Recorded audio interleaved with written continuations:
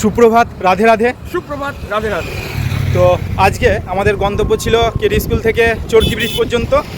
তো almost 10 kilometre হবে। আমরা এখন চরকি ব্রিজের মধ্যে আছি। আজকের রানিংটা খুব সুন্দর হলো। আজকের সকালটাও খুব সুন্দর ছিল। তো আমরা এবার এখান থেকে রওনা দেব আমাদের আবার কেডি স্কুলের দিকে। তো let's see the journey. Radhe Radhe.